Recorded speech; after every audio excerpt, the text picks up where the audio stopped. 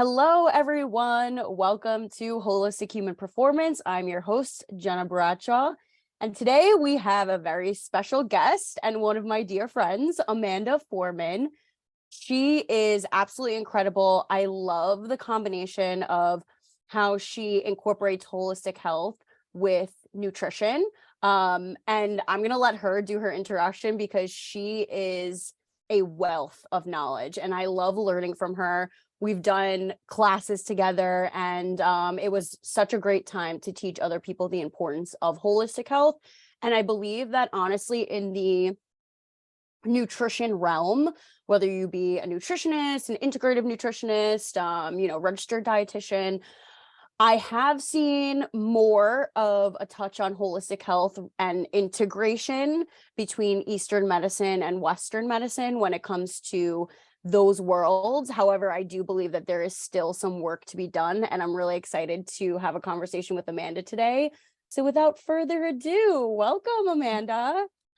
Thanks so much. Oh my gosh, I'm so excited about this. So excited. Good, I'm glad. So thanks for being on. And honestly, why don't you tell the listeners what you do and how your story and journey got you to this point in life of what you're doing right now? Oh my gosh. Yeah, absolutely. So I'm a registered dietitian. I focus on integrative and functional medicine and women's health. Let's see. So how did I get here? So I guess really it came back to when I was young. I was just always interested in food. Well, first of all, I loved food. And my parents were always very aware of what they were eating and things like that. And it kind of was a thing in our house to kind of just always be aware of health and be aware of what you're fueling your body with and things like that. And it kind of just took off for me. And I've always been a spiritual person as well. So the two have kind of been like running, I feel like, side by side my whole life. And I finally, in the last couple of years, have figured out how to fuse them together, which is really, really awesome. And it's the most fulfilling work, I feel like, that we could do. And really looking at, again, there's so much to say with the like mind, body, soul connection with how you're like fueling your body. And it's so interconnected because I always tell my clients, I work in private practice. Now I used to work actually in the hospitals. It was very difficult in that sense. You're working with a very different population. You're not really able to help, as much as you want to in those acute care settings. But I tell all my patients now that, you know your body better than anybody else.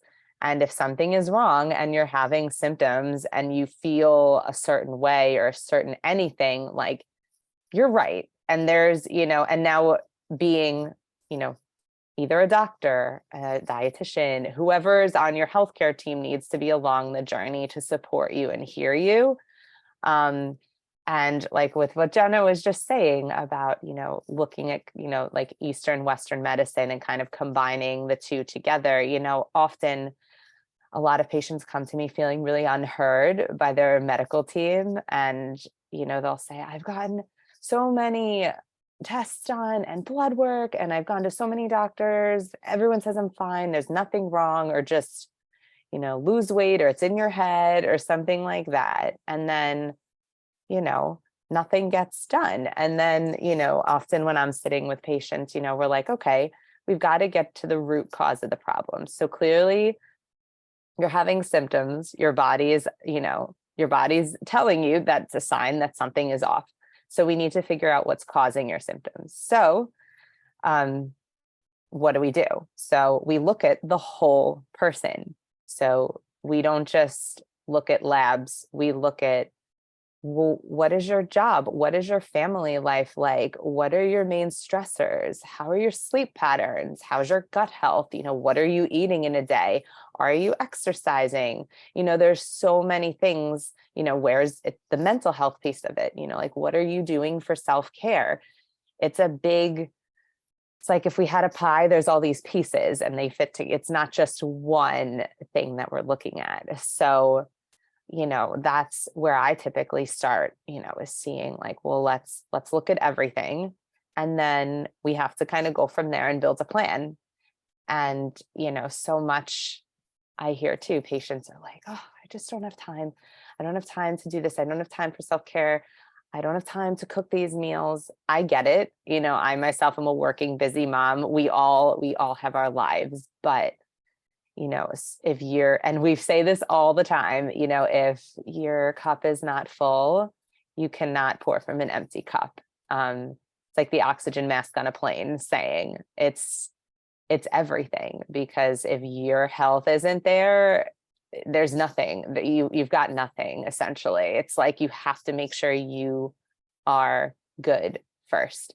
So maybe that means, sitting and looking at your day and what you do in a day and figuring out how to make, even if it's 10 minutes for a morning ritual where you get up, you drink tea, maybe you meditate or do something to kind of start your day off in the right place.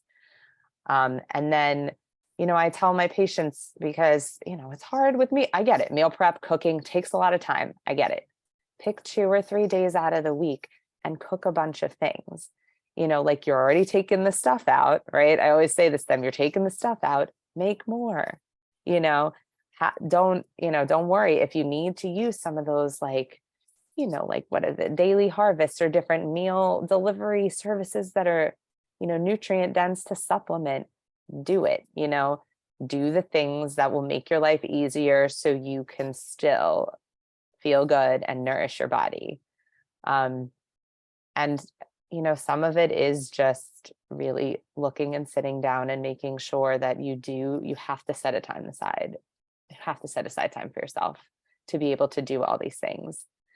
And, often what I tend to see in practice, especially when I do some of my hormone and gut testing, which I will talk about for sure, we see that patients are mostly living in like this chronic stress. They're just living chronically stressed, which means you're living with this like low grade inflammation. So your body is constantly under this low grade chronic stress, which is firing a whole host of things going on internally that can lead to chronically, like, autoimmune diseases, fatigue, hormone dysregulations. I mean, you name it, we've seen a lot of different things as a result of this chronic stress and chronic inflammation.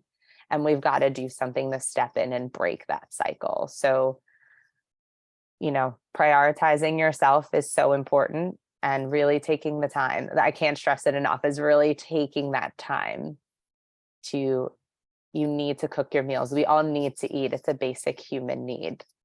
And, it doesn't have to be anything elaborate. Like, I tell you what I do for breakfast. I'll do 2 slices of whole wheat bread. I'll make 2 scrambled eggs and slice up some avocado, drizzle a little olive oil, call it a day. That took me maybe under 10 minutes. And I'll be generous, under 10 minutes. We have that time. We have the time. And if not, and it's like, well, I wake up, I'm this and that. Well, guess what? Maybe you need to go to bed 15 minutes earlier, so you can wake up 15 minutes earlier than you normally do to have that 15 minutes for breakfast. It's just ultimately to prioritizing yourself and making the choice to prioritize your health. So, that's usually a good starting place, is kind of bringing that awareness. And if you're like listening to this in your car and this sounds like you, like, first thing, just thinking about your day and thinking about what's modifiable. And whether that's you journal it and you kind of write down your whole day and you see, oh, wow, you know what, actually, like, I spend a lot of time doing X, Y, or Z, or like, you know what, I could actually take this chunk of time and make it for meal prep or make it for my daily morning ritual. You have the time, it's there. You just have to make sure that you're taking it. So I'll tell you too a little bit about what I do and my practice. So I run 2 different tests that kind of, again, help us get to what we call the root cause of the problem. I run a comprehensive hormone test. It's called the Dutch test. So what that looks at is it looks at all of our sex hormones and our adrenal hormones and their metabolites and their function. So it's like this cool breakdown that we get this roadmap pretty much of how your body is, where your hormone levels are at, and how your body is breaking them down, processing and detoxing them out, and how high, low, and how balanced your levels are, and how well your systems are working. So it's really amazing because we can see right where if something is getting hung up, we'll know exactly where it is and what to do about it, nutritionally, with herbs and botanicals, lifestyle changes.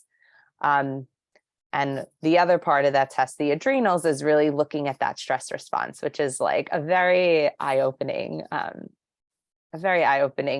part of the test. And it's really insightful for me as a practitioner then to be able to know, all right, what phase of stress are we in? Or where are we in the overdrive, more like that acute phase where you're feeling the anxious, the heart racing, the like immediate like stomach cramps, all of those physiological symptoms of fight and flight when you're in that acute phase of stress?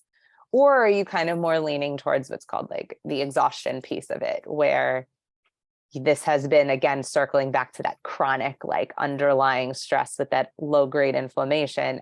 Are we at that point where this has now become so chronic that, it almost is like causing that shift over to like, I call it phase 2 of the stress response. And we need to know where your, what's called your cortisol levels are. So cortisol is a stress hormone, and it's also known as the wear and tear hormone, because if it's left unchecked, it causes damage internally. It's not meant to be constantly flowing through your bloodstream at any sort of rate. It's meant to be there when you need it for your stress response, your fight or flight. And it's meant to be resolved, like there's meant to be a resolution. So if we have a lot of cortisol pumping through our system chronically, firstly, we'll be able to see that on the test. But usually what that then means is, we see a lot of issues with sleep disturbance, especially if it's at night. We have a lot of issues with fatigue and energy. It's the gateway to a lot of these chronic diseases and autoimmune diseases, because your body is just run down and exhausted. It affects your immune system. We get sick a lot more, all of these things. And, a lot of times when I review these tests with patients, they even are just like, oh my gosh, like I always thought, but I never really knew, or I never really understood. And then you kind of have that aha moment where you're like, oh my gosh, I've got to make some changes, and I've got to do them now because this is really affecting me. So we usually go about, again, a big part of it is lifestyle changes. And it's often the hardest part for most patients, and most people, forget patients, just people in general. We can tell you a lot of foods to eat that are nourishing, that have a lot of anti-inflammatory benefits, etc. I can put you 100% on a herbal botanical supplement regimen and tell you exactly when to take everything. But we can't out supplement, and we can't out eat a chronically stressed and poor lifestyle. So that's, again, usually the hardest part, because it involves the most work on our parts. Let's be honest, we really have to fill our cup, carve out the time for ourselves, and almost kind of revamp the way we're living our life and figure out like what's serving us, kind of tapping into then your mind, body, soul connection, and acknowledging like what's serving us and what's not serving us, and it's scary when a lot of times for patients, it's work, it's money, it's like family issues, it's these things that seem so big, and they are, but, taking time to really sit with it, and then thinking like, what? Yes, you need your job. We get it. You need money. We get it. However, thinking about maybe this job is not in alignment with you, and this isn't what your mind, body, what's not what your soul is calling you to do anyway. And the universe, or whatever you like to believe is trying to tell you that, and your body's trying to tell you that. It's everything is trying to tell you that, and it's making that leap that is the hardest part, but it is the most rewarding part for sure. And it doesn't happen overnight. There's a lot of people who have done this, who have like switched careers or who have completely switched jobs totally. And it just, it takes at a certain point like a leap of faith and some trust, but it's worth it if it means your health and is intact. Because circling back, like if you don't have your health and you can't have your cup full, you cannot possibly be present and show up for whether it's family, your job that you have, anything in a good capacity. It's just really, really, really challenging to do that. And I'll tell you personally, I went through this journey myself. I became a dietitian. I was living in the city. I was working at some of the big city hospitals. I worked at 2 of them. I was inpatient. I worked in the ICU. I did all this stuff. And I knew, I felt it wasn't working. I didn't like it. And I thought it was the hospital. So I got a job at another hospital and then another one. And I'm like, cool, it's not the hospital. This isn't working for me because this isn't in alignment with me. And now, was it scary? 100%. I had to wind up making some huge, huge life changes. And I wound up leaving the hospital and leaving the inpatient world completely and going into a private practice role. And guess what? It took me time to build my clientele. It's still taking time. I mean, it has definitely flourished over the last even year or so, but taking that leap and that having that trust in the universe, and also not being afraid to ask others for help if you need it. It has changed my life. I am a completely different person, mind, body, soul, health-wise, than I was 3-4 years ago. I mean, I used to be on anxiety medications. I suffered from horrible insomnia and all of these gut issues. I couldn't get up from my bed sometimes. I was in so much pain. And first step, now I'm able to I came off all my anxiety meds. I wound up healing my gut with actually the GI test that I'm going to talk to you about as well.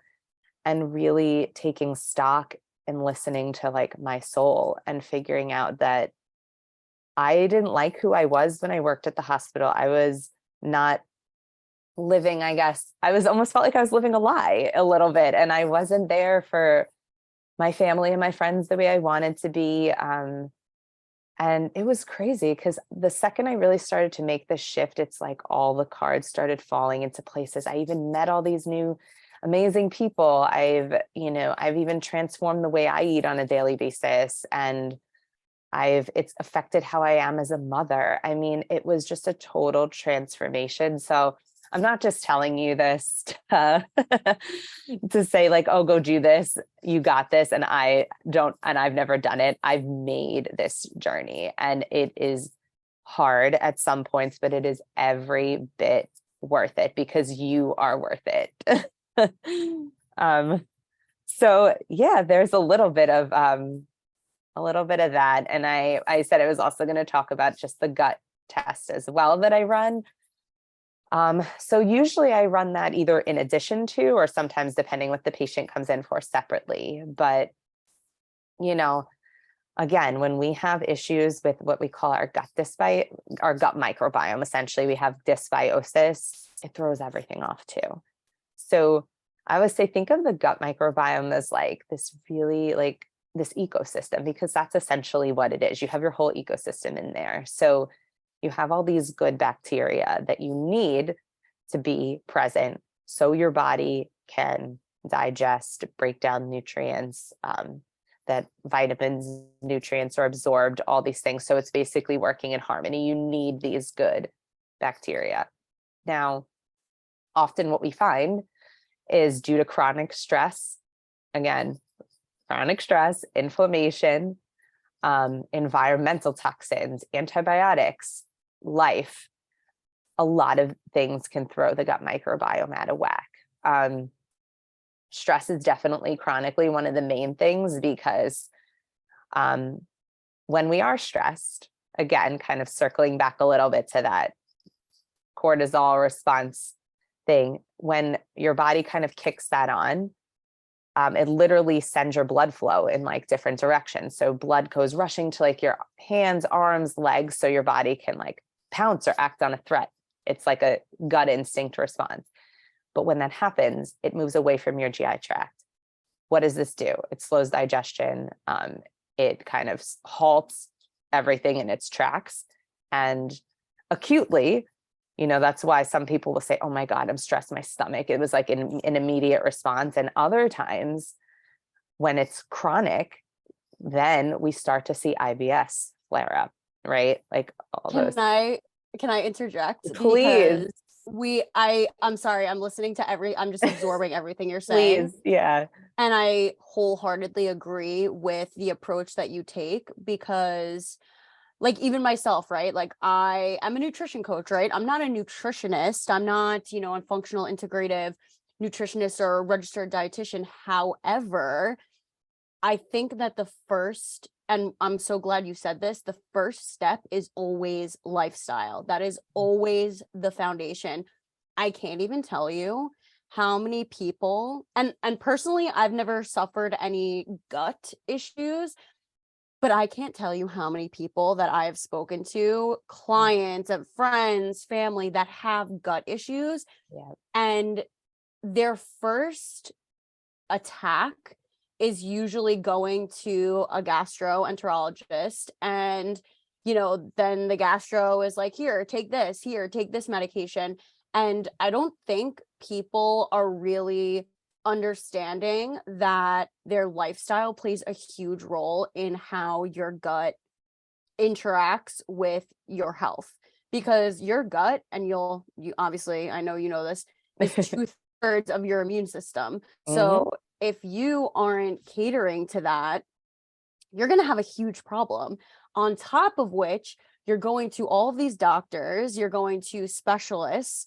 This one's putting you on antibiotics. This one's putting you on steroids. This one's putting you on anti-anxiety medication. But I don't think people realize that the anxiety, the depression, like these all start from an emotion. These all start from lifestyle, and